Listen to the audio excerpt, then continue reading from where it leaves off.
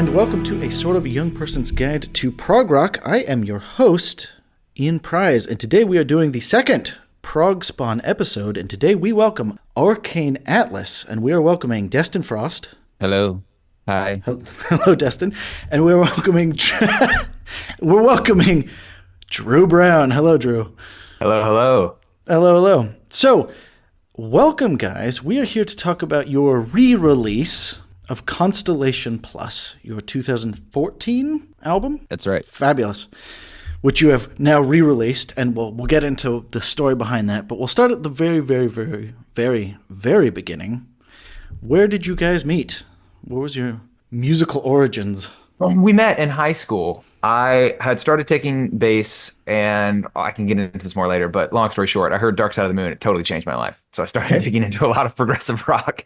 Yeah. And I was like, I really actually want to start playing music with other high schoolers, people my age. Like, what kind of music do you like? And one of my buddies he knew Destin. He knew that Destin made music and was a good drummer. And he said, you should just go over and strike up a conversation. And it was in like study hall. Right. Yeah. These little periods where you would just do homework or more likely just goof off Mess very around. Quietly. Yeah. I like went over to him and I was trying to be quiet. I was just like, hey, dude, do you listen to Rush? And he was like, I mean, sorta, kinda. I'm like, oh, dude, have you heard Moving Pictures? He's like, I mean, sorta, kinda. So anyways, and then we started to meet after that. We played some covers. We were a cover band at first. We were Vintage Vision. Nice. Yeah. You'll find very quickly that I'm a huge fan of alliteration, like to a fault. But anyway, we really just bonded over a bunch of music and started to play together. I'll cut it short there. Destin can add some more color. Sure. Well, I think what's really funny, as you were talking about that, you're saying it was like the study hall that we had in our freshman year, right? We never had another class for the next 4 years of high school together. No. And that was the only time that we ever had any class to get at all. So, I mean, it's really funny that our friend introduced us during this period, during this class, because if it didn't happen then, yeah, it might have never happened. And we did, because we didn't run in the same circles in high school. No, we didn't. Really. Yeah, you were smart. I was stupid. And so That's not true. you took AP stuff. I took all of the standard classes.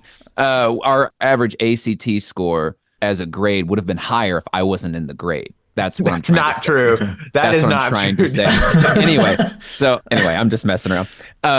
Yeah, I think what was fun is that we were both in this time of our life where we were discovering music. And so I think what really grew our friendship super quickly was the fact that we were bonding over the things that we were discovering.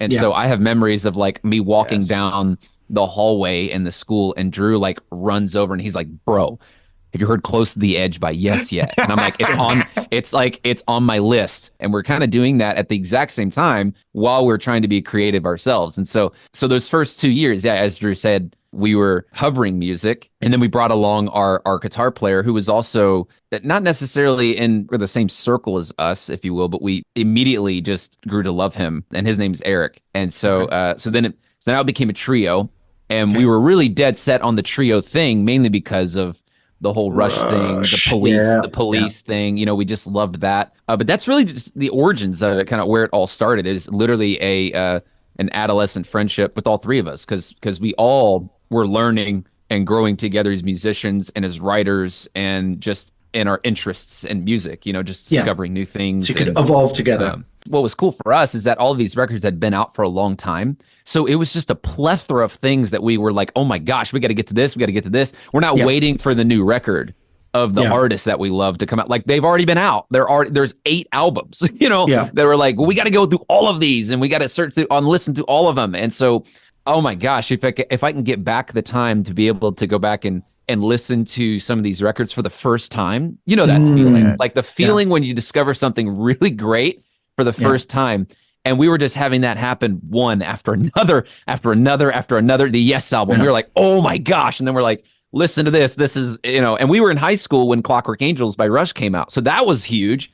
You know, it was 2012 when that record came out. So we were like, oh my gosh, Rush is releasing a new record. And it's been 5 years, you know, we're actually going to be able to enjoy it together. So it was just very exciting. And we just had a lot of fun doing that. So there you were, though, you three. So you two, and Eric. Arcane Atlas. We'll start with that. The name. But we were Vintage Vision cover band. We like the older stuff. That's what we do. Then we were Atrophy after that because I thought it was a cool word. And then I was like, Nice. wait a second. When I tell people what our band name is, and it means decay, and it's like sort of like it gives kind of this necrotic sort of. Yeah, of course. That seems like we're emo or metal or like Yeah. death metal or something. I was like, that's not us. Like, no shade. It's just, I was like, we need something else. So I remember we just like sat around in our rehearsal space for a long time, just like thinking of words or names that we liked. And they had thought of something. I think it was something Atlas. I was like, I want to add something to that. And again, this is where my alliterative propensity. Alliterative addiction. There you go. Yeah, my alliterative addiction. I see what you did there. I love it. This is where my propensity for that really comes into play. I don't know how I thought of Arcane, and I think subconsciously what had happened was I was playing so much Skyrim, The Elder Scrolls V. I was playing so much of that at that point. And when you are a mage in that game, that like you go down that route, and a lot of those characters that you speak to. Arcane. Yeah. Oh, the arcane arts, you was to master them. Yes, I can teach you and all these spells. And I was like, that's such a cool word. And I think it just slipped into my psyche or my subconscious. And so I was like, Arcane Atlas, I really dig this. Yeah. And I still to this day, I do really like the name. And it is a question we get asked a lot, but it's funny that it just came out of like a video game I had played and a random word Destin and Eric thought of. So I mean, does it mean something more to you now? Yes. Yeah, absolutely. And what does it mean? Yeah. So I personally like Atlas because it sort of spoke to the reason for an atlas is to explore. And that was during that time period something that we did a lot of was exploring, both as a listener but also as a creator. So Arcane, the meaning of Arcane or the definition of Arcane is known by few. You know, it's something secret, something special. Esoteric. Yeah. Esoteric. Yeah. Esoteric, set apart, if you will. So it's kind of this play on words to say a world, you know, being the atlas known by few. And that to us was kind of speaking to this love for this mysterious world of progressive rock. But then also, I think Drew added you had another kind of level of the meaning too. That was always how I've taken it. But was there not another angle that you had taken on that? I don't think. I always think of the phrase "a world known by few." Okay, nice. Okay. I thought you had another angle on it that you'd also like thought of at some point, but I could have been. I mean that's a great angle. So yeah, that's the way we went with it. So a world known by few is really where it lands. Okay. So, you know, this is what, 2012-ish, something like that? Yep. So I guess take me all the way back then. So who rolls up in the studio then? So who is Arcane Atlas at this point? Yeah. That would be me, Drew, and then Eric. And so I'm playing drums, and I also had a voiceover at one point of the record. Drew writes all the lyrics, is also the bass player, and is the vocalist. Okay. And then we also had Eric, who is the guitar player. Now, we also should mention as well for the 2014 version, Marcus was playing some of the solos and other material on the record. So Marcus is credited as a guitarist on that album. And then the other person who is featured on the record as well is Aaron Akendo, who was another local friend of ours who came in and sang backup vocals. Nice. And then we also had Marcus's parents. So I think at one point, or one of the songs, we had a double bass. Marcus's father plays double bass in the symphony. For our second record, we had his mom. So we got both of them across the prostitute record to play on it at some point. But yes, thank you, Glenn. Thank you, Ann. Yeah, thank you. But at this point now, it is strictly just four of us in the room to record this thing. And I do want to pause here just for a second and also kind of come back to the same sentiment that I stated before about when we were discovering music and being creative, and that same spirit was the exact same thing that came into this recording process, because it was the first full-length project that Marcus had ever recorded at this point. It was the first full-length project that we had ever been a part of at this point. I mean, the recording itself was probably over the span of what, 2 weeks or something like that. 2 weeks, of just the recording.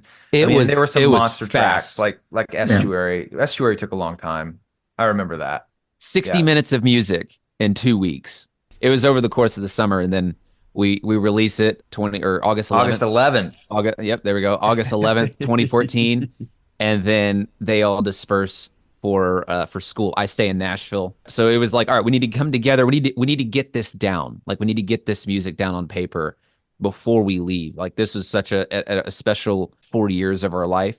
And this is kind of the stamp of like this is what we did during that time. This is something to remember these 4 years. It's a little time capsule. Exactly. Yeah. Yep. And we played a little show for it too at the end. Okay. Yeah. Like a little album release type of thing. Nice. Exactly. Yeah, nice. Yeah, it was fun.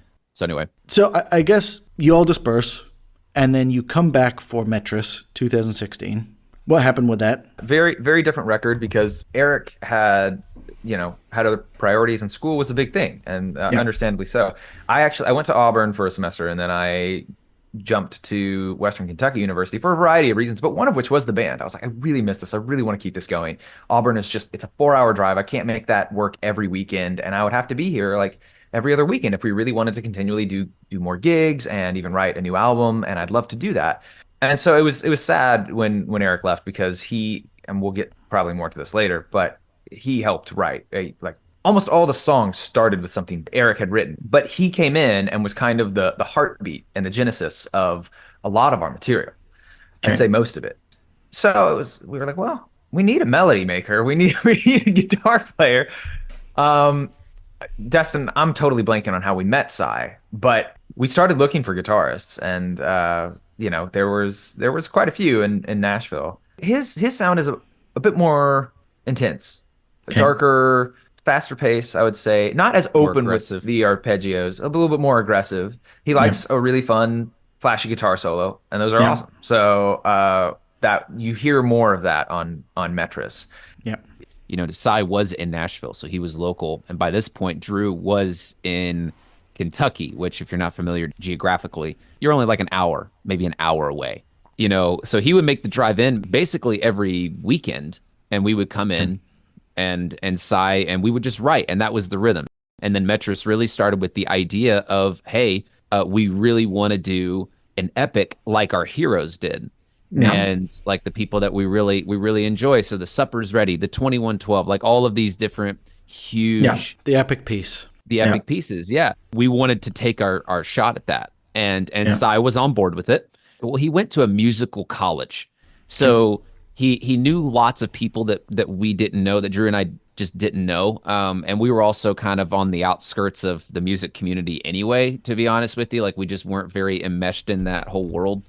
Yeah, and so Cy was, which is really great because of his connections. He was able to bring in a lot of different friends and other people who are able to play on this. So we had a lot more guest musicians on Metris during the recording process for this. That's exciting to get that like infusion. Yeah, and so we had a couple people from the college choir that sang on it. We had a keyboardist on Metris, and so that was really cool. Shout out to Jake Cannon. And then we also had Jeffrey Wills, who is another friend of Cy as well, and he is a multi-talented horns player, and so he did everything remote and recorded some horns for Aubrey, specifically for Aubrey, and then also saxophone for the Mark. So we had a lot of different new elements on this record, which we were really happy about, because the original was really like, it was about the trio, and Metris was this much more expansive, grander.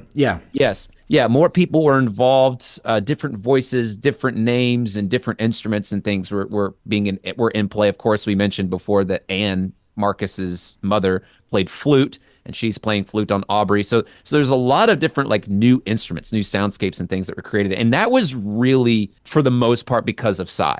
And then, of course, his guitar playing really shaped the sound of it. But once again, same kind of process when it came to the recording, no click, just put it in the red, let's start recording type of thing. And we had a lot of fun with that project. And then, of course, we released it in February 16th, 2016, I believe. And so now we have a lineup and a new album. We were like, okay, maybe we could play some shows in Nashville and do some things there. And we did that. And I think at that point, it just sort of fizzled out. I think it had a lot to do with Cy's, because Cy is also an incredibly brilliant and just a brilliant mind to begin with. And so he pursued some business. He was kind of on the music business. That's what he majored in, I believe, was music business. So he loved performing and loved writing, but the business part of things was something that he was more drawn to, I believe. Yeah, like you said, it kind of fizzled out. People did different things. I mean, I was starting to look into film. That's what I Yeah. studied in college, and I was like, well, from a career, perspective, I kind of want to try my shot at this because I also love. I mean, Destin briefly mentioned it earlier, but like we connected also over movies and TV. That was something I loved growing up. I wanted to be an actor when I was a kid, and so I was like, that isn't what I ended up studying so much in college. I studied more editing and post production in college because I find that process fascinating. I enjoy it a lot. Yeah. So I wanted to do something with that and was looking at a lot of different kind of like film hubs, post-production hub cities, Mhm. around the US and ended up in Los Angeles. So that's kind of what happened before I left and where we were. And then we started a podcast. So you started your podcast, Prog Notes, for everyone at home. We are now into, I'm assuming, 2022, 2023, and you're looking at Constellation Plus, your first full length. You're looking at it again, and what are you thinking? I think it Destin, was I'll more let you what I take was it. thinking. Yeah. That's Destin. Yeah. What was Destin thinking? So I thought it sounded like crap. That's what I'm thinking at this point is, okay, this does not sound good.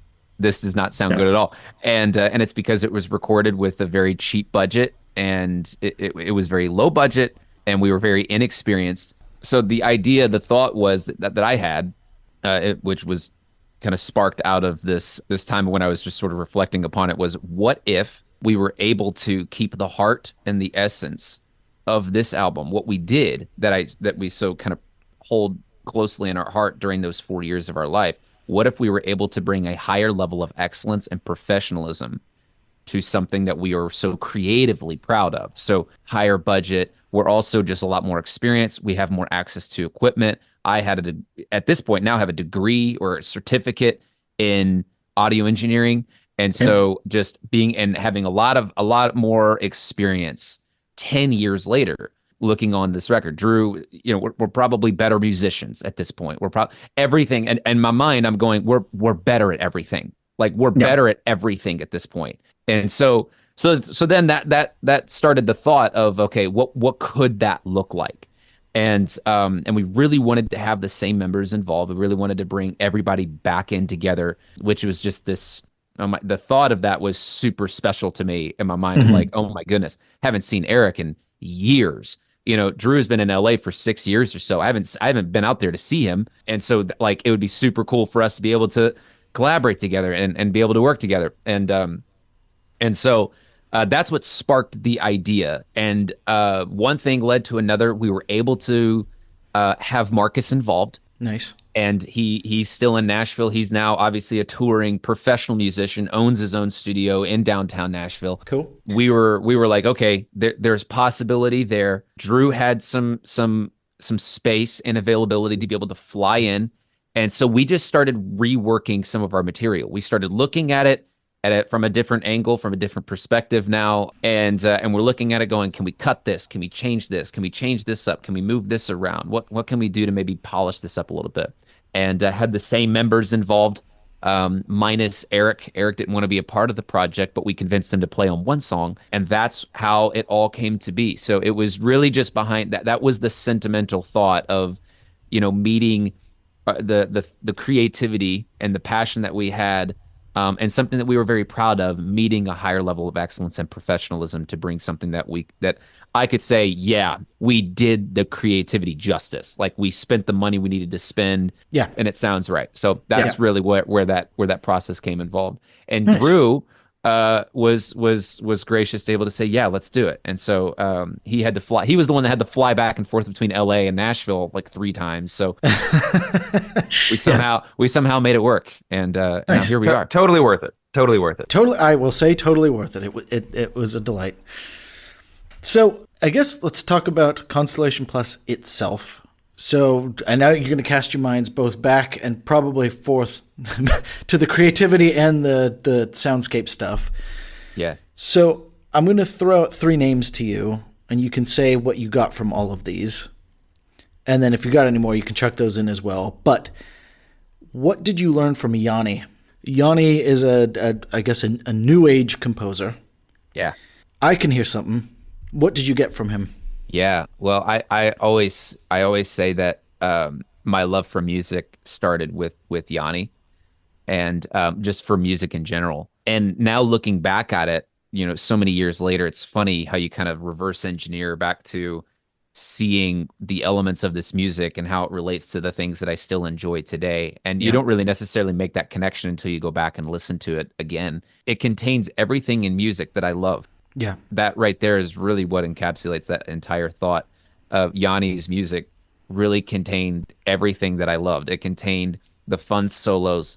It contained multiple different musicians who were absolute masters of their instrument, and I was enthralled by that. I mean, my discovery of Yanni was actually not audibly, but visually. My family owned the live DVD, and so my family would play this, and so obviously you're hearing it, but you're also watching it. And so I was watching these musicians shred. I was watching, Yanni play inside the Forbidden Kingdom and in front of the Eiffel Tower, and these beautiful areas containing a lot of just really great piano work and instrumental music. And I think most music really is instrumental. Like if you're thinking, hundreds and hundreds of years ago, a lot of music is instrumental. And so I loved the instrumental sections, the odd time signatures that were being employed. The different tempo changes, the mood changes and such. But I think what was really big with him was truly just falling in love with all different like components of music, because he really did kind of incorporate a lot of different styles and nationalities in his band, in Yanni's band. And so, I think that would be sort of where all of that draws from for me was my love for drums came from Rush, but my love of music came from Yanni. So we'll come to that next. So Rush, what do you think you guys learned from Rush? Well, for me, it was expanding the role of the bass. Like up until that point in my life, bass usually had taken like maybe it's unfair to say this, but it's a simplistic way of looking at it, but it had kind of taken a back seat. Yeah. But it was just so cool and unique when I heard something like Rush, where I'm like, oh my gosh, the bass can step in front, and it works. It works. Like Geddy Lee's bass lines, still to this day, like I cannot get over them. I'm like, that is genius. That is brilliant.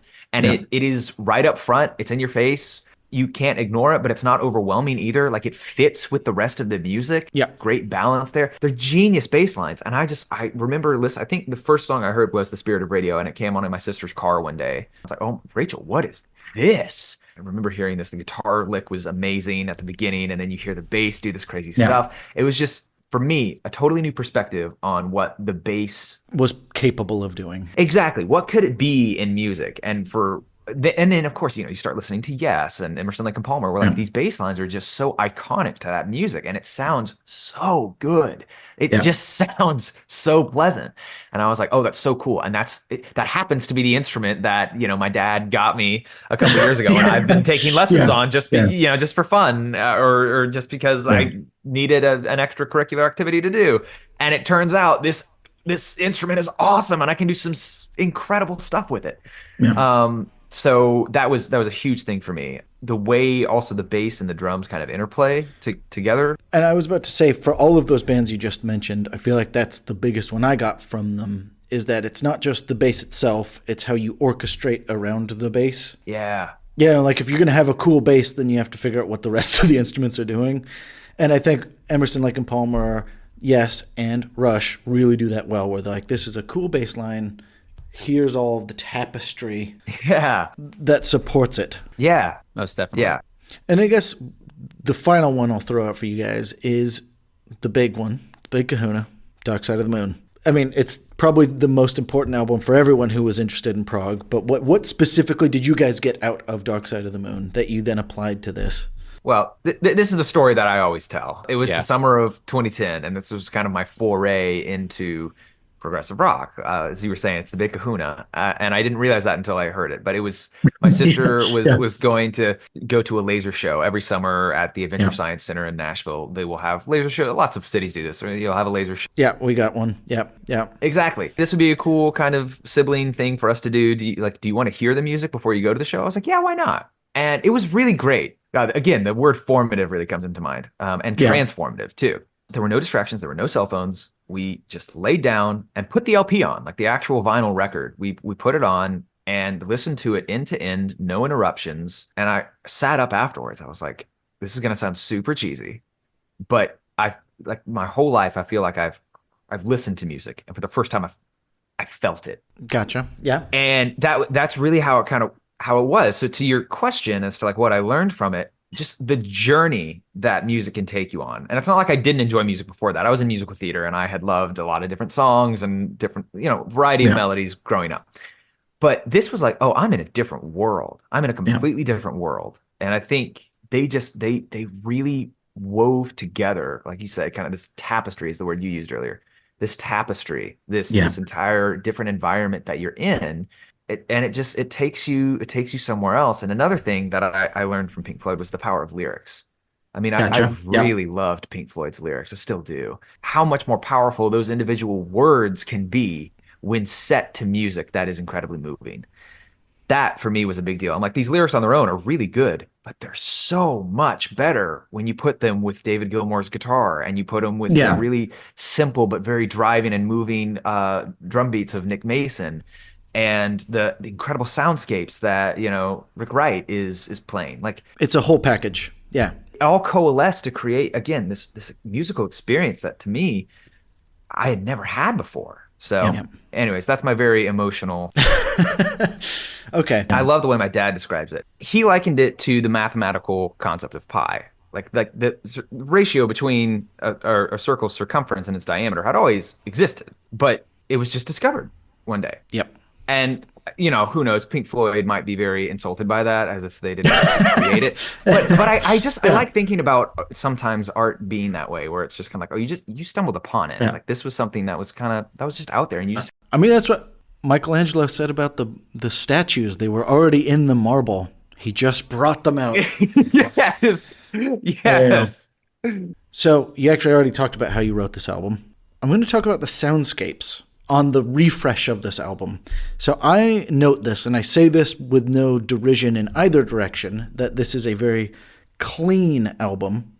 This is not a dirty, smashy album. Not too jammy. I think the guitar effects are pretty clean. I can hear every note. The toms are really tight, and you guys don't use much vocal doubling. So where did the clean aesthetic come from for you guys? Power windows. Okay, yeah. Yeah, we wanted to create something that was super spacey. And knowing that Metris was even just the color schemes of Metris, it's this black and gold, and it has these eyes that are on it. It was supposed to be very dark. Constellation Plus, especially the way that Bez wrote, he always wrote these very spacey arpeggios. A lot of the music that he wrote, a lot of the roots, the ideas that he brought in were arpeggios and these chord progressions that we were like, oh man, just like, let's run with that. And so even on the original in 2014, I think that was the what we were wanting to capture was this like Pink Floyd of guitar meets Rush bass and drums type of thing. And so the drive meets this melodic spaciness. And so from an engineering standpoint, yes, we wanted it to be this very clean, very open, and yes, that's a great phrase, just space to breathe. And so that went across all of the instruments, except really for the bass. Like the bass was really the crunchiest part of the whole record. And it's a personal sound that Drew enjoys, and so which I think lends to the sort of the uniqueness of it, was having these crunchy bass tones along with this very clean, very spacey, reverbed. I mean, I really like how discreet everything is, because I feel like you can then hear how good you guys are. Like, I think everyone plays so well. It doesn't get masked by like tons of distortion or something like that. You can actually hear how like crisply the notes flow, and that's nice. Yeah, we've used this word way too many times on our podcast, and it's something that we always come back to when we discuss music, is we just love nuance.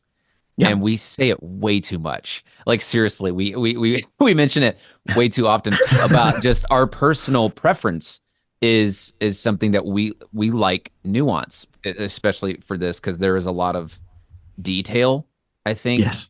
And I don't say that like snobbishly. I'm not trying to say that snobbishly, but we wanted to have all the details be captured and be heard. We didn't want anything to be missed sonically. Yeah, I mean, you can hear that there's a lot of intricacies in the album. Like, as in like lots of little ear candies in the background as well. And props, honestly, most of that is really with Marcus. Yeah, And there just were so many different things that he did this time around that really created that. And one of the things that I should mention, just when it came to that sound, was how he used the guitar as a keyboard.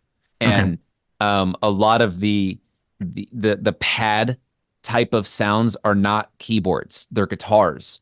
And he just mixed it and performed it with these, just pulling out all the dry signal and just letting the wet signal just seethe into the record, and combining with the other instruments, and then just taming it and making it sound cohesive. That was a big role that he played for a lot of songs. And the first one that comes to my mind is something like Estuary, how he just layered these sounds and really made a guitar not sound like a guitar, and which was not anything that we intentionally went in the studio asking for. It was actually just something that came out of Marcus's creative mind while we were creating the record. So nice.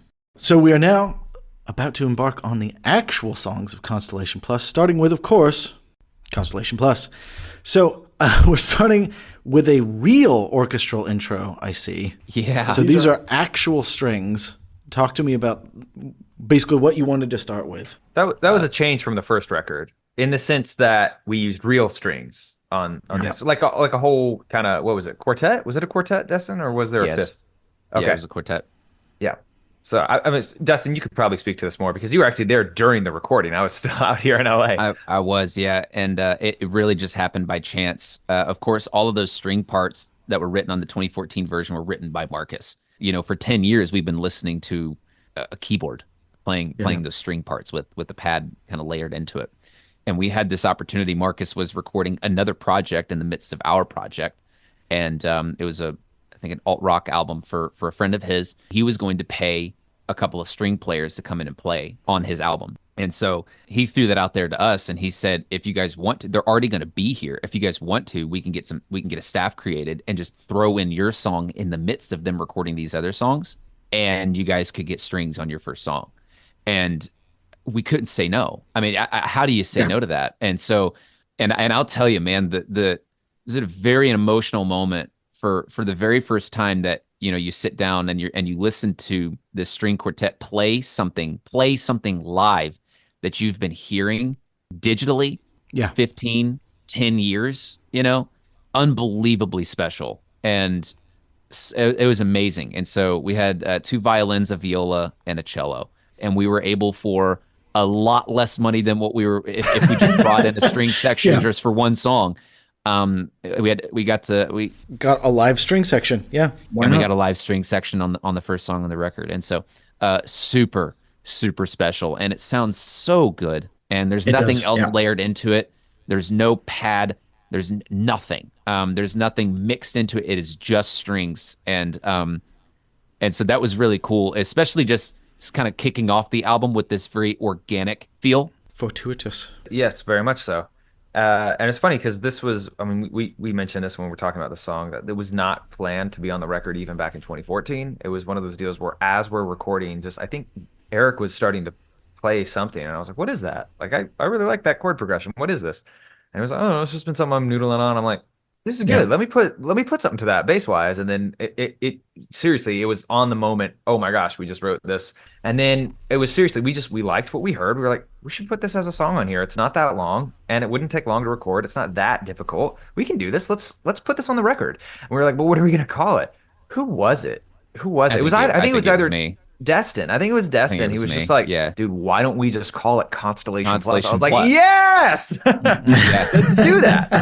Why don't we just title it that? And so that's a fun anecdote. And so why was the album called Constellation Plus to begin with? So honestly, to me, a lot of the times I will just have these words that come to me that I really like, and it's one of those things where I think they actually do have a meaning. Eric wrote very open, like you said, very clean, very open, these broad arpeggios. He loves stuff from David Gilmour. He loved some of the interesting techniques of Jimmy Page from Led Zeppelin too. Yeah. And Eric really loved that stuff. So and that was already spacey, and we kind of I wanted to keep with that same sort of motif, both visually and sonically. I like that, and the whole idea of constellations, I think, and we can get to this later when we get to that track, but Canvas has a lyric in there. It's like, as I look through the sky, I see the dreams of men, the black blanket of night. And then later on, compare it to a canvas, and later on talk about it being like a distant star sown heaven.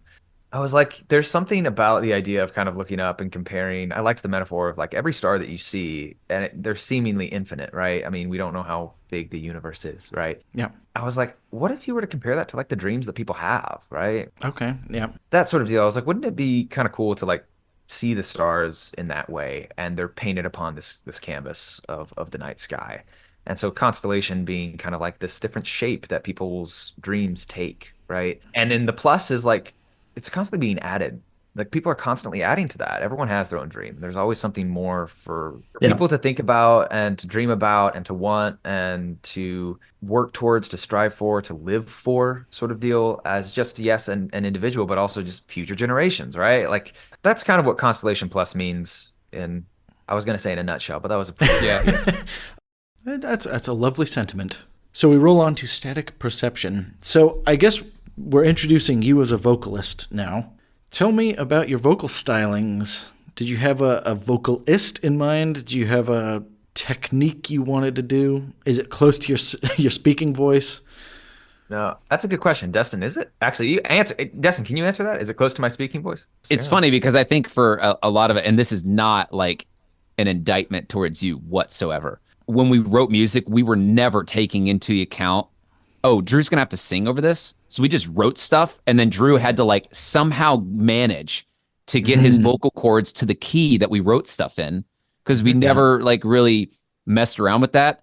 And so we're more musicians than So I give props to Drew all the time, because I listen to some things. I'm like, why did we put self-sufficient that high of a key? Why did we do that to him? Why do we do that to him? And because I listened to other songs in the record like Tessellate, I'm like, oh, dude, Drew's baritone is phenomenal. And then we jump to something like Static, or we jump to something like Self-Sufficient. I'm like, what are we doing to him? We killed him. We just killed him as a vocalist. Yeah. And so, but I've always said that and I think some other people have said this in the past, that his vocal can be pretty synonymous with somebody like Greg Lake.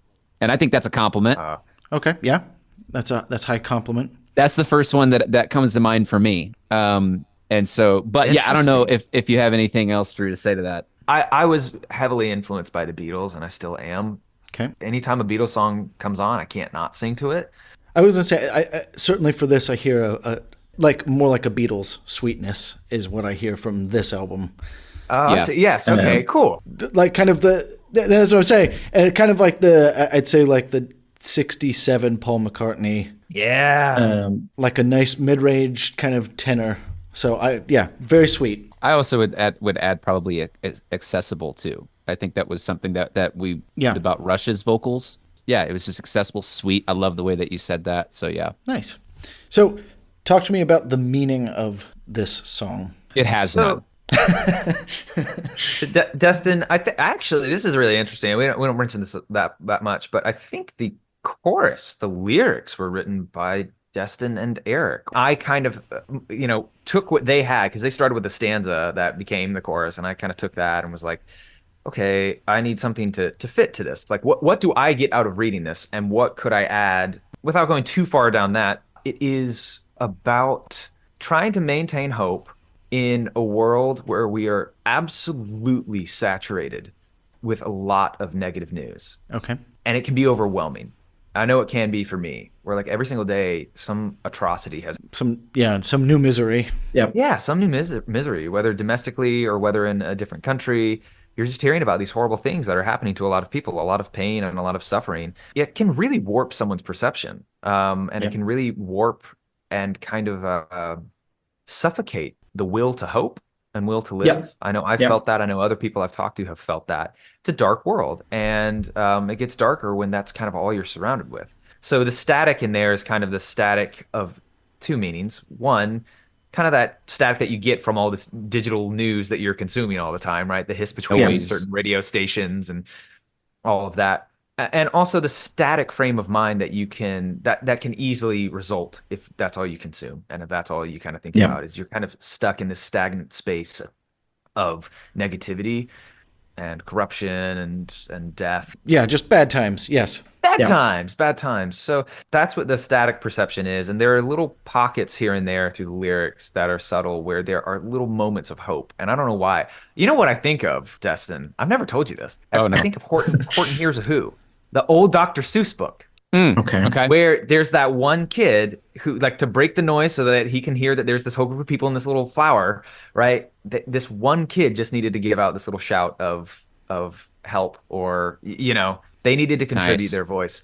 Yeah. So that's what I think of when I think of these little pockets of, oh, there's this kind of sense of lost words at the very last chorus, lost words, arms open, and someone reaches, as opposed to arms open but no one reaches. It's like these really small differences that I don't know if people will pick up to on just a first or second listen. But there are these little pockets here and there where there's some hope. And Destin's spoken word section, what we perceive must be hope, contrast a preconceived view of doubt. That whole stanza right there. Yeah.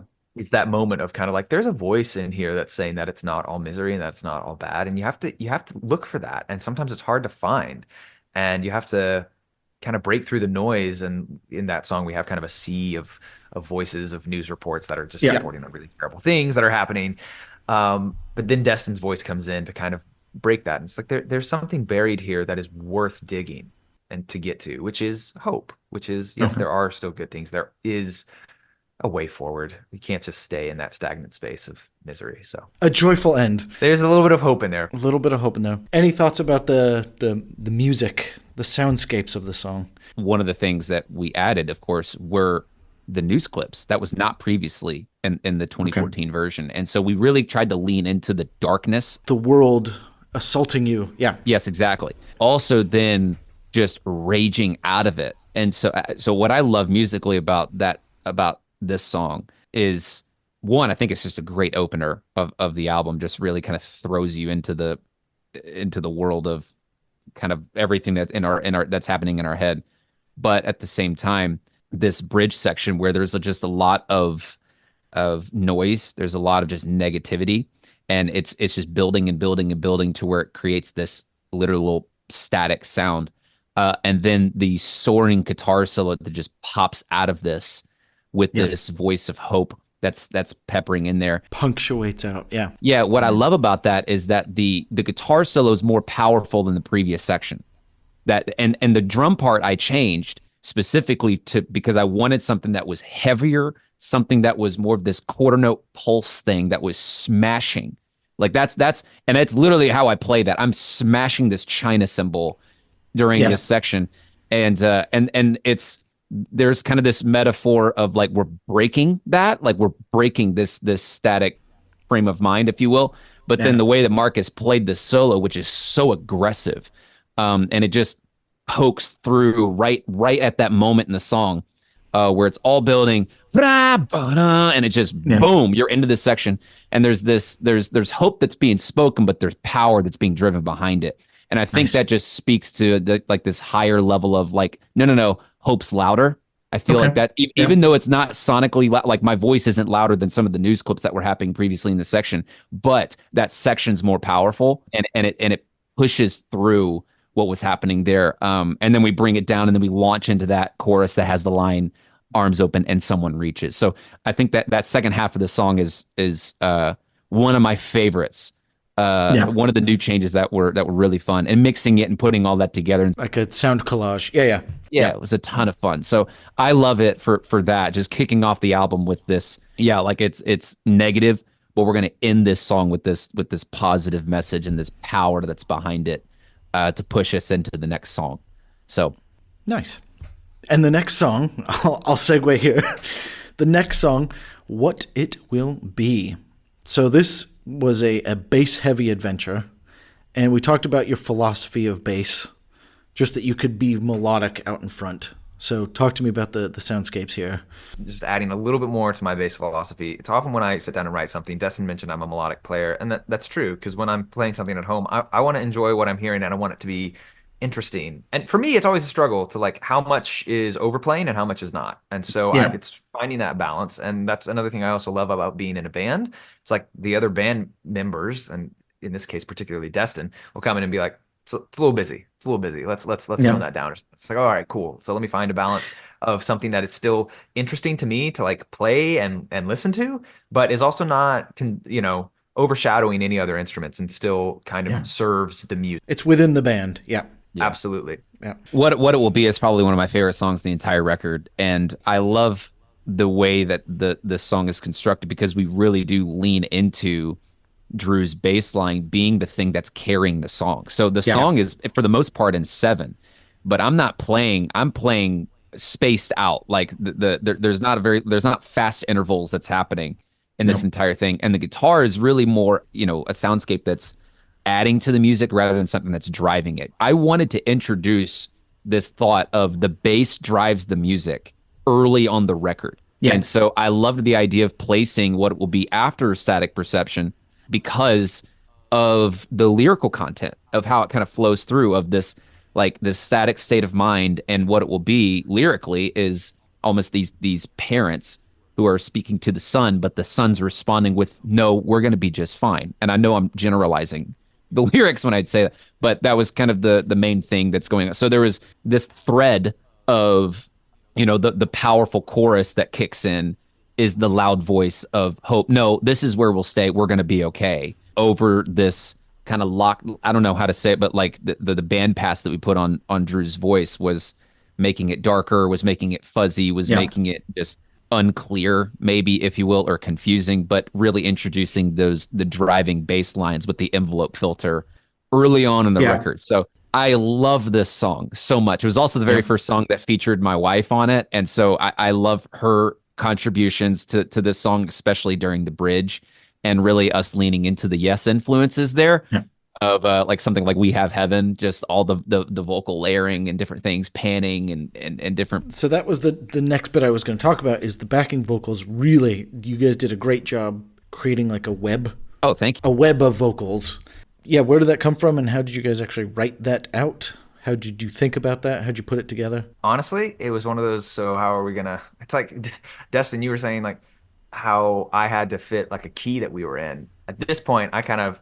like I had to figure out a creative way to put all the lyrics I had that I really enjoyed into this last little section of the song. Okay. So it was really fun, actually. I loved that. That's just how it happened. So necessity is the mother of invention so that's kind of, I think, what happened. If I'm recalling correctly, my memory's very poor when it comes to this stuff, but I think I had like a bunch of lyrics. It's like, oh my gosh, I like these. I don't want to sacrifice any of them, but I was like, there's room to do stuff here, and there was no intention of, hey, we've got to do the We Have Heaven thing. It just happened, and then we were like, oh, this is totally Yes. Like this is it's great. Yeah, her vocals just really elevate this album and a lot of our material in general. So like big shout out to Hannah. She's a phenomenal, very gifted vocalist. So anyways, that's kind of the nitty gritty as to how at least that section came to be. The vocal web. Yeah. So I guess we then come to Tessellate. So Tessellate, I'm going to start with Marcus's work here. So I was actually thinking about what Marcus did on this, the re-recording, and it reminds me of the two Trevors on 90125, Yes's 1980 whatever album. Yep. And they add so many little bits. Just like a little keyboard run here, a little guitar lick there, whatever. So what happened with that? Did you just lock Marcus in the studio and say, add bits? Did you have thoughts? How did he flesh out the soundscape of this new re-recording? This was a piece that was, again, written by Eric, since he wrote all of the material on this album besides what it will be, what we just talked about. So a lot of these parts were written by Eric. There were two solos that were performed by Eric on the original 2014 version, and that was Ataraxia and Tessellate. And Tessellate's one of the earliest songs that we wrote as a band together, and the first one that we wrote with lyrics. And so this, for the most part, even the solo, I'm thinking now, even the solo is mostly what Eric wrote on the 2014 version. And we tried to keep bits and pieces of Ataraxia, and we can get to that a little bit later. But specifically for this, most of it is Eric and Marcus taking and just like, okay, maybe we can add some variation. I think that's the word that's most appropriate is that there's more variation. There's not chordal changes or parts that are being changed. Yeah, just add little licks and whatever. Yeah. You got it. Yeah, little licks, keeping the heart, keeping the essence of it, adding a little bit of variation here or there. And then the ending riff was brand new. And that was a Marcus idea at the literally the last part of the song where that overdub comes in. But everything else is mostly Eric for this track. Nice. And I guess Drew, do you want to tell me about the lyrics here? Oh yes, he will. Oh yes, he will. So I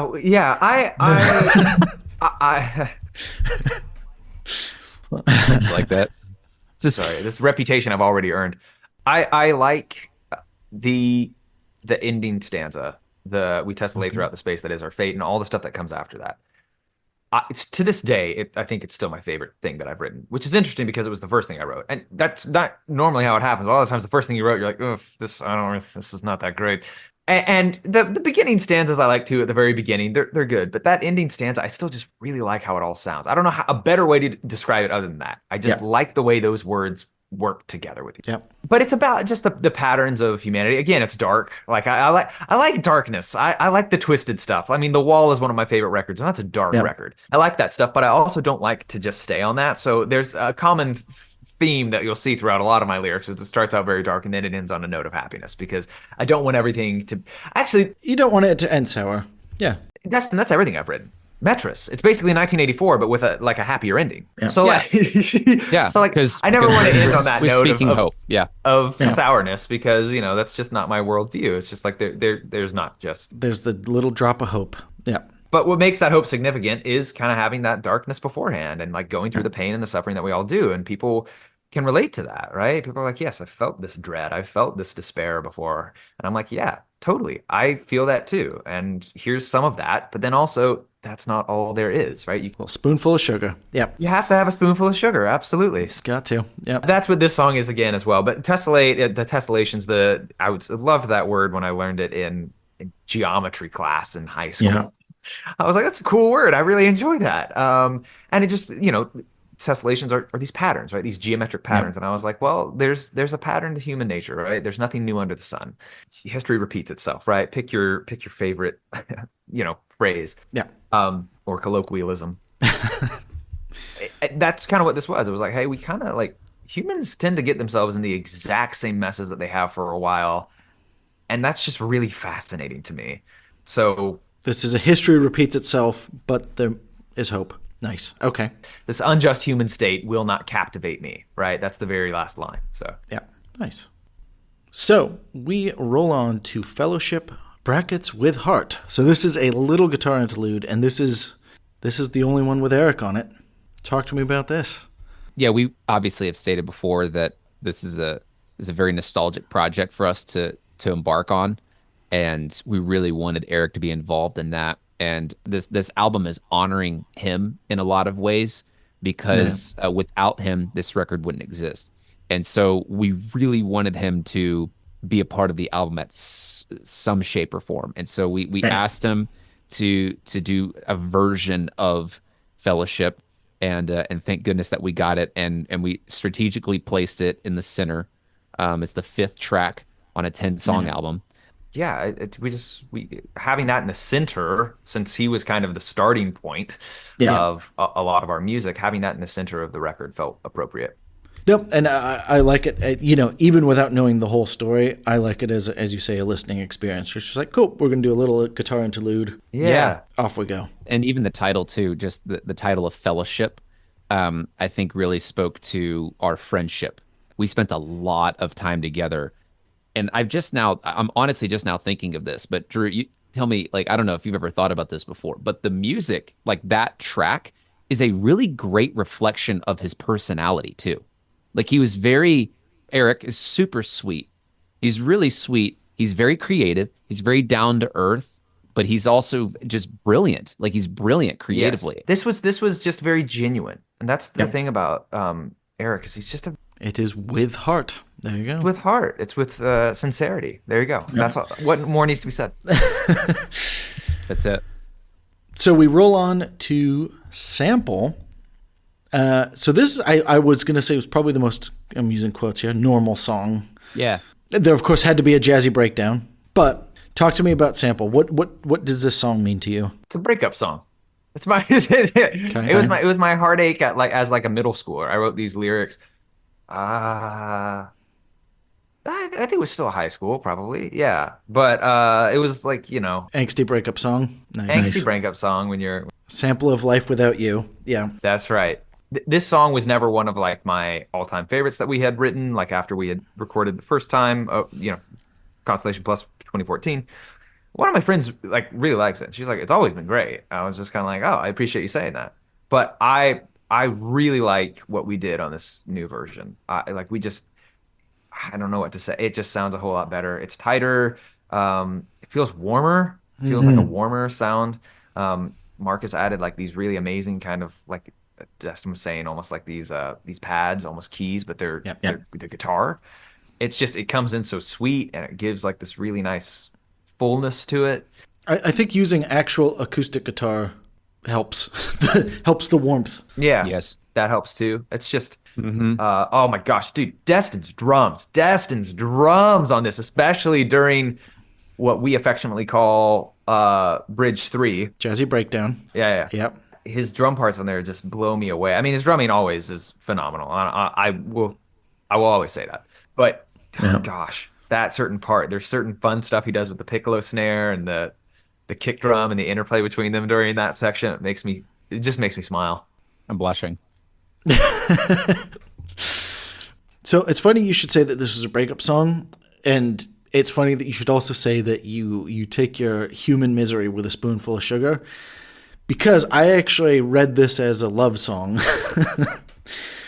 So that, yeah, it's interesting to me that that was actually, I didn't get painful angst. I got, it would be sad if we were not together.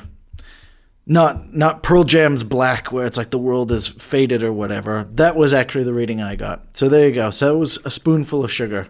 Your philosophy works. I really like that.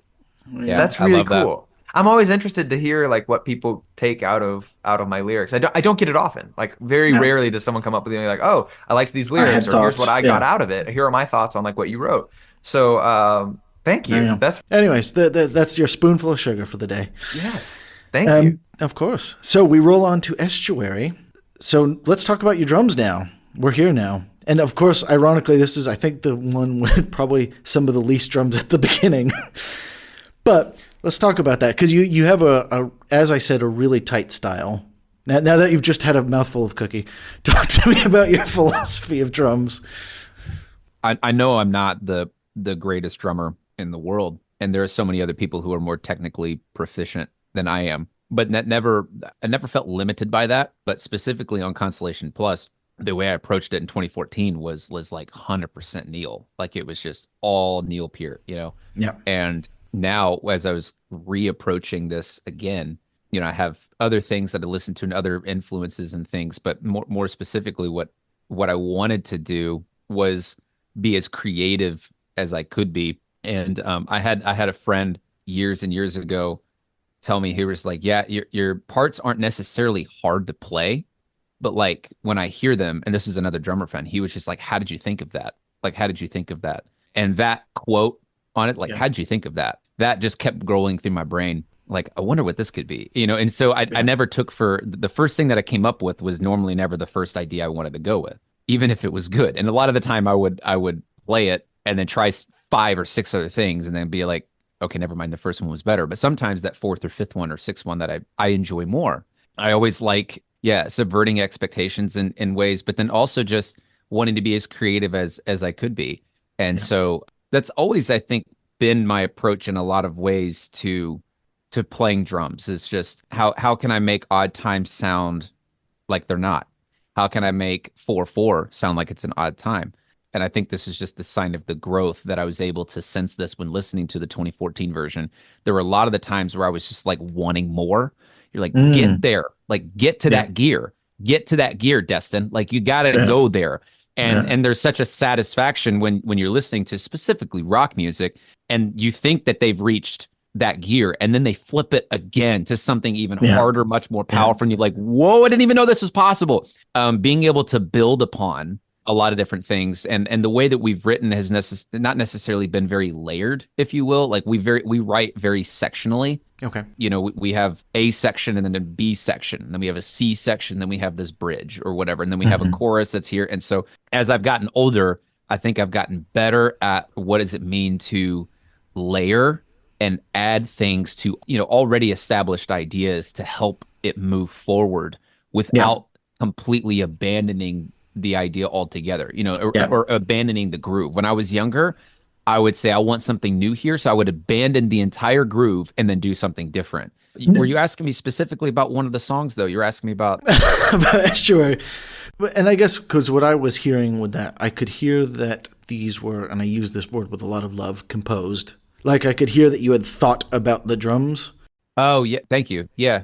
Yeah. And so what you're saying about sitting down with the song and iterating through, you know, 5 different patterns and being like, okay, which one would work for this? I could hear that you had really deeply thought about, you know, where the little toms would be, where the little diddlings would be. Like you could hear that there was a lot of detail. And you said that that was the philosophy about certainly this version of the album is detail. Definitely. Yeah, I appreciate that. I think that, I mean, something that I learned from Neil Peart was rehearsal. And the way that he played it on the record is the way he played it live. And people followed that and they loved that. And I've heard other people who are more in the improv. And especially for Metris, I leaned way more into the improvisational Destin than I did with the structured Destin.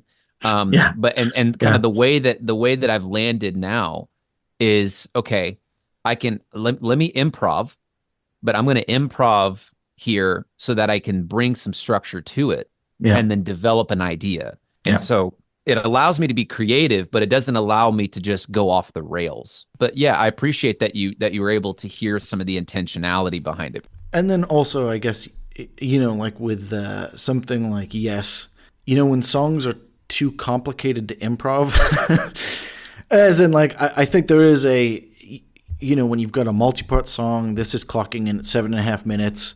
If you improv, the wheels could come off the wagon. And as like, I think to have all the bits working, as I say, kind of intentionally, I you know, keeps the song flowing. So yeah, there you go. Definitely. Yeah. I appreciate you saying that. That means a lot. So talk to me, speaking of flowing, talk to me about the lyrics here. Oh, yeah. This was basically the difficulties in making a choice. And I think I was at that stage in adolescence where you're like, oh, I've got to go to college. And oh, I've got just so many expectations that either I place on myself or are placed on me by other people around me. Yeah. And it's just, what do I pick? Do I pick the like creative, artistic side of me and try to run with that? Or do I pick the more stable job so I can have comfort, security, more stable relationships because I'm not pursuing, you know, the crazy artistic life? So that's basically what this is in so many words. It's talking about like there's got to be a decision that you make, but there can also be a lot of relief and acceptance and purpose once you have kind of made the difficult choice. When you've made the difficult choice, like it feels tough because you feel like you're sacrificing something.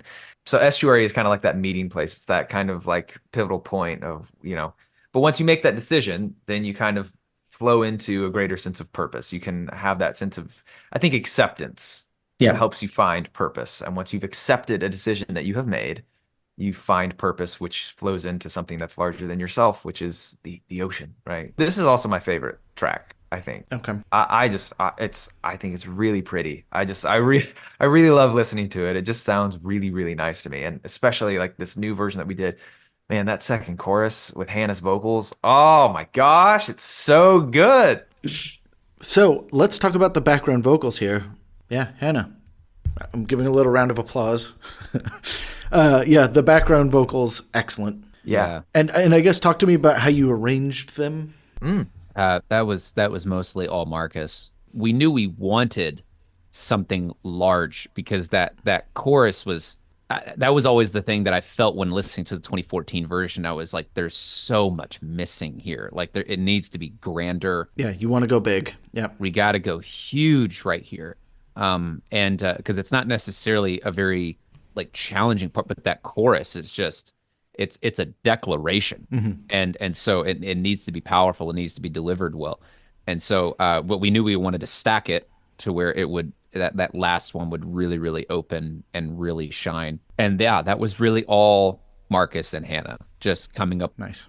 We really didn't have much to do. You just let the masters work. Yeah, we just said, hey, nice. This is what we're looking for. Let's go make it happen. And now the ending of it, where we had the pause that went into the next section, which is brand new from the 2014 version. That was something that was rewritten because of a sentiment from Drew saying he was just like, I just don't really like this section. So we tried to redo it. We did construct the some of that, but then the layering of Hannah's vocal and what that sounded like, that was all of them. That was Hannah and Marcus just coming up with that stuff in the studio. So it all was just kind of like this healthy collaboration. Really beautiful. Yeah. It's a fun song. Beautiful. So we come on to the second instrumental of this album, the Odyssey, the 3-minute and 42-second Odyssey that is Ataraxia. So start with what the name is, and then take me through the creation of the song. Okay. I'll talk about the name. Drew, you can take the creation. The word came from the dictionary word of the day when we were in high school. And ataraxia is like this peaceful state of mind. That's what a state of ataraxia. And we just loved the way that sounded. Secondarily, how completely opposite the name of the track and how it portrays the music. So we liked that. And this song went through several iterations. Now, I think that this one has had the most amount of iterations and changes to reach 2024. And I'll let Drew tell sort of the history behind that. This was the first one that we wrote, at least the beginnings of it. And it went through, like Dustin said, a couple of different iterations. We had a version on our EP in 2013, and then it changed a little bit from when we did it in 2014, and then it changed again when we did it here on this time. So there were sections here and there. This one's kind of been Frankenstein. This section, then this section, then this section. Yeah. This was a lot of fun to piece together because we had a solo on the original version that was later in the song, and we moved it to the very beginning of the song. And we changed the solo just a little bit, but we kept parts of what Eric originally wrote in the solo there. So there's some licks in the solo that are still Eric, which I love that. But then secondly, the entire intro of the song is completely different. And we actually went full gent. Like we went like a full gent section. And honestly, that was something that we had never listened to in 2014. That was never something that we were ever into. It was a new thought. It was a new subgenre, I guess. Yeah, to dive into. And it only ever happened because of Prognote, because of all of these records and stuff that we've been listening to that had that style to it. And so we didn't want to go super crazy with it, but Drew wrote the bass riff. We were on Zoom together trying to figure out did it. And it took me a while. I was intimidated at first by what he wrote. I was like, oh, what? What? Can I follow this? What? Yep. And then we were able to double it with some of the guitars doing some really crazy stuff and super droney kind of material. But we really wanted that guitar solo to slap harder than what it was previously. And then some of the other sections that we altered, switched, and just had a lot of fun with. And so it's funny, like it was, I think one of the other meanings of ataraxia is like a free state of mind, peaceful, a free state of mind. And the way that we approached this song was certainly as that. It was like, there's nothing that is off limits here. And we told that to Marcus as well. We're like, hey, chordal, harmony, nothing's off limits. And we even had to dial him back. So so there were several moments and things that he put in there that we were like, that's a little too much. Like it actually was a lot weirder. We actually dialed it back because we tried to keep this healthy balance of creativity, but also listenability.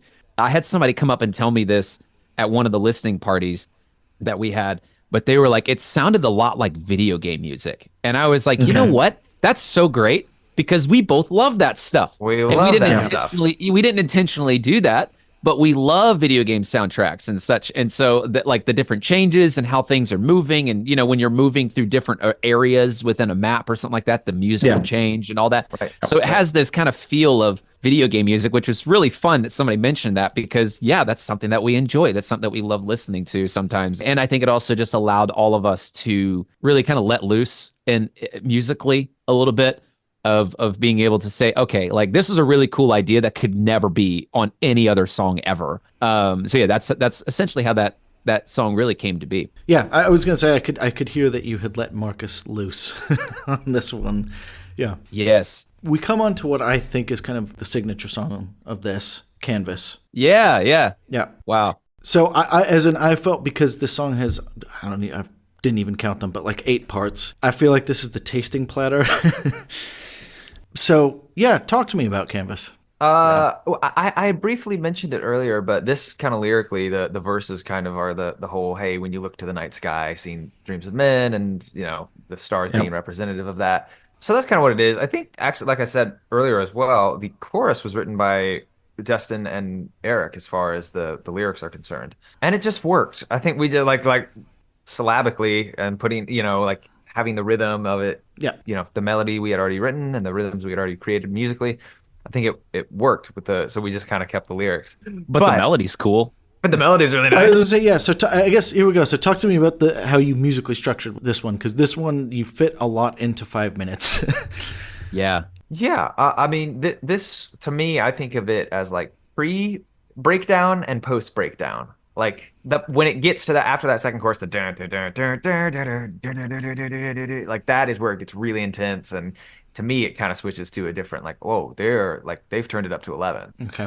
Yeah. High octane. Whereas before, it is still, you kind of retain that spaciness and that cosmic aspect of the rest of the record, right? Because you have those open notes and those really interesting harmonics that Marcus is playing during the verses. The ding, ding, ding, ding, ding,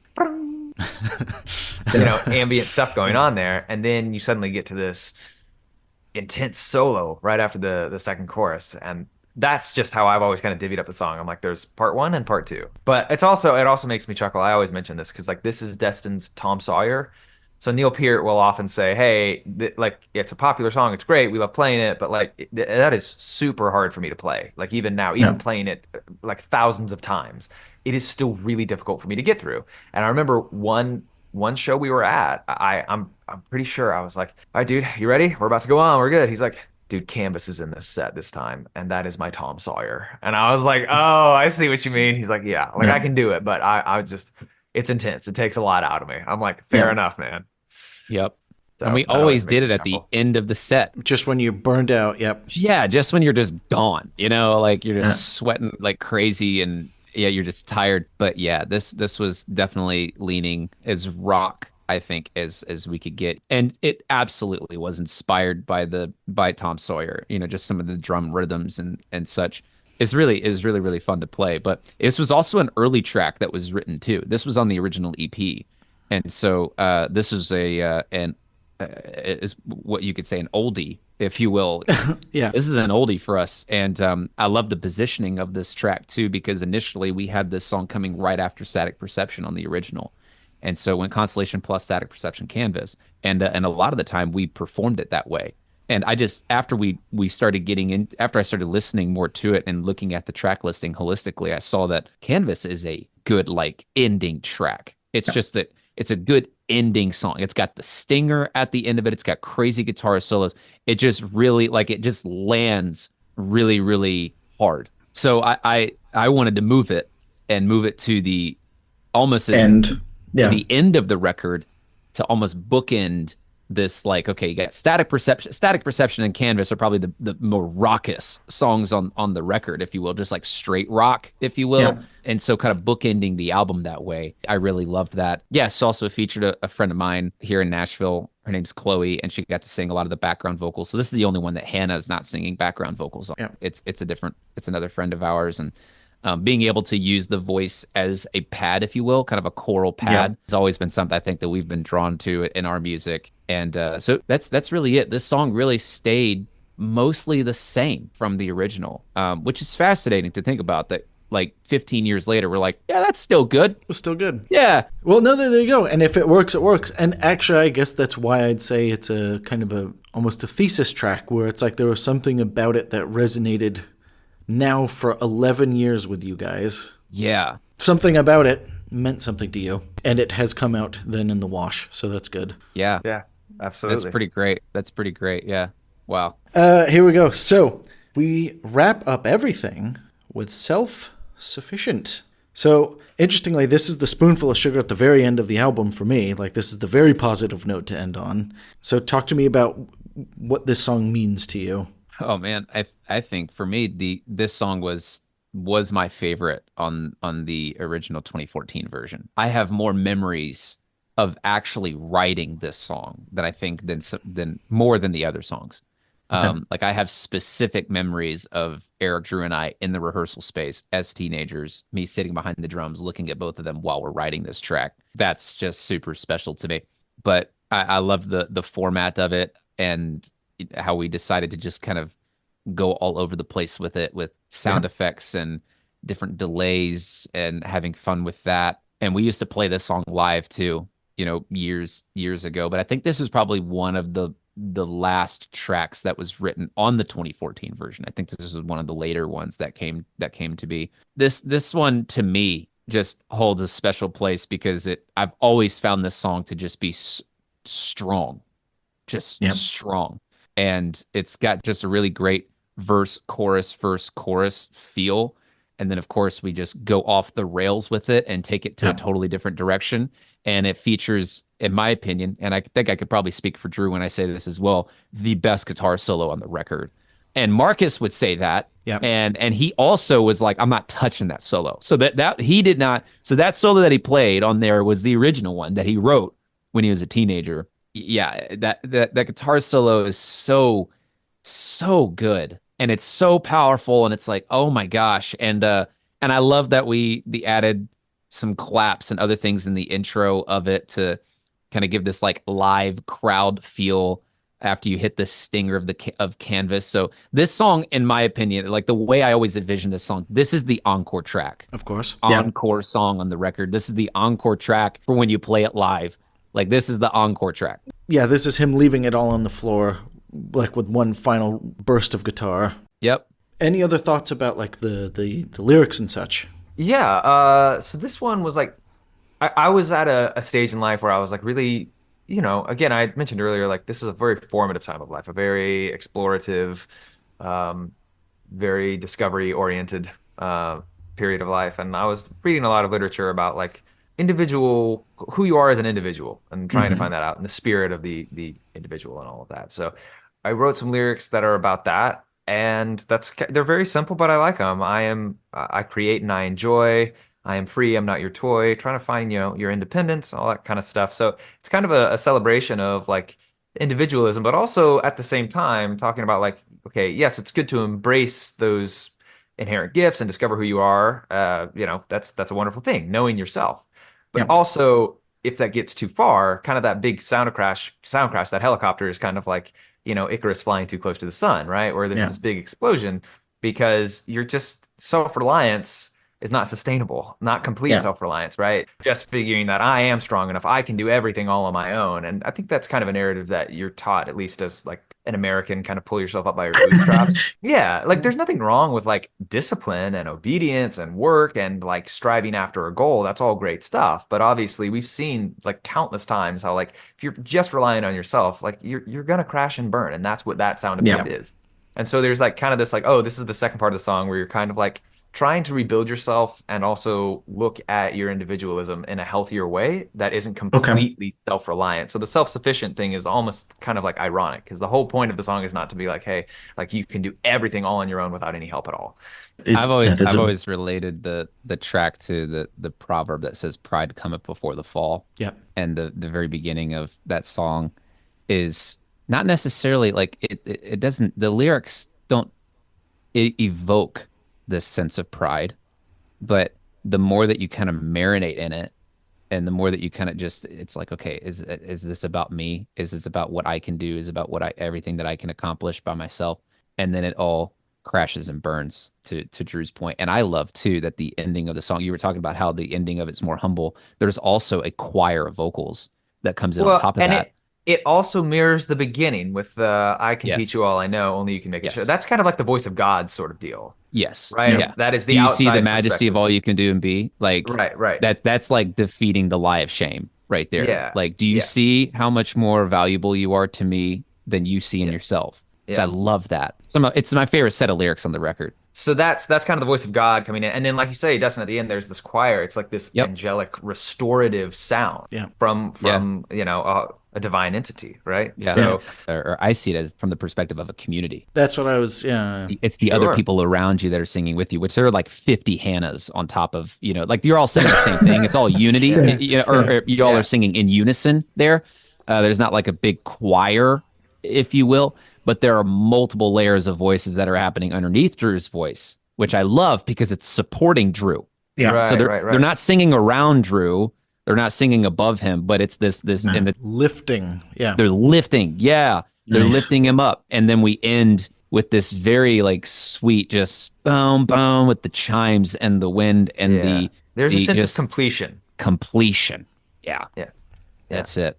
So I guess we come then to some final reflections here, and I guess the standout for me has been, I guess, as we've been talking about all of the details. I feel like you could listen again and again, and there's just that little bit more detail and that little bit more detail, and I think you could just always get more.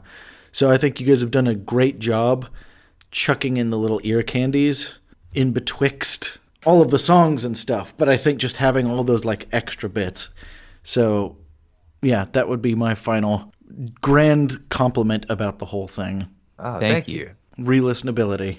Yeah, yeah. So do you have any final thoughts about the making of this? Well, I just, we had done prog notes for a while, and we loved doing that, and it was super super fun. But there's something about like actually playing with another musician that, Of course. like for Destin, like he's the one, the Yeah. one guy that I can play with, and I just feel at home. And I'm just externally processing right now, but that is really really significant to me right now. It's like sense of home, especially living in LA, where yes, I have a great community and that's wonderful, but it is a transient sort of city. So I felt at home, particularly with Destin. Thanks for saying that. The story I was going to tell is it had been at this point years. I mean, between 2018 and 2023, we had never written or played together at all. We've done prog notes and we've been talking about music, but we never played music together.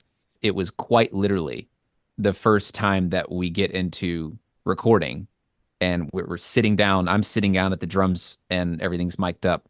Drew is plugged up, and we were just like, let's just go ahead and take a pass at this. And we didn't rehearse anything, play anything together. We didn't do anything, and the it's just amazing that Marcus was like, all right, let's just do it. Let's just try it, record, practice, do what you need to do. And we just went for it. And for the first time, literally in 5 years, we were playing music that we had played and recorded 10 years ago. Yeah. But we're playing together again and recording it in the same room. And it was like we never left. Yeah. And just being able to play together again and record again. And the fact that we were able to capture it the first time that we came back and we were able to play, super cool. So this project has always been more about, I think, friendship than it ever has been about music. And every project and every endeavor that we've done has always really been revolved around that in the first place. And so it wouldn't exist if it wasn't for the friendship and the connection there, and just the special connection that we have musically. And so really, really, really cool. But yeah, that's like my big reflection upon this whole album, was just how it started, just where it started, and remembering how it started, and It's a beautiful feeling. yeah, it really is. So you mentioned it there. So between 2018 and nowish, I don't know, something like that, Yeah. you have been doing your own prog podcast, Prog Notes. So you are now officially prog scholars. What lessons do you think you've learned? Actually sitting down, deeply thinking about it, what do you think you've learned reflecting as adults about prog? I had kind of written off a lot of like prog metal because I didn't really care for that, but I have grown to appreciate it a lot more. It's still not something I go to instinctively, but like not just prog metal, but a lot of different types of genres that are kind of woven into what could be considered prog rock, and how many. Yeah. Prog rock's already kind of a subgenre, but within that, there's even Subs. Yeah. there are more subs. There's even more categorizations within that subgenre, and so it's just been interesting to learn about all of that and really appreciate some of the stuff that's in there that I probably would not have heard otherwise, and probably wouldn't have appreciated my entire just scope has broadened as to what progressive rock Can be. Yeah. I would agree with that sentiment too, because of and I know that we're talking about like reflections on prog and everything, but that really does, prog notes does have a great part in that, because it's really funny when, okay, you have fans and people who listen to your podcast and they want you to do a record, and we know we don't like it. And but you feel, you know what I'm saying? But you feel this Yeah. sense of man, about, you know, and we're not trying to please everybody and say good things about everything that we ever listened to. But we were like, okay, all right, let's Think about it in a positive light. Yeah. yes, let's do it and find the good in it and find the things that maybe we can enjoy. And so there was this, I think, shift of really almost kind of a perspective or perception of, when you're listening to something, what am I going to find in it, rather Nice. than looking Yeah. at it holistically and being like, I just don't like this. And a lot of the time that did happen. But we always came back to, there was like, okay, we're not a big fan, of this record, whatever record that we're doing. But it's like this right here, this is really good. Certainly, to Drew's point, like certainly broadened our scope of like what we listen to. And of course, what we listen to helps us draw upon different ideas and other things like that.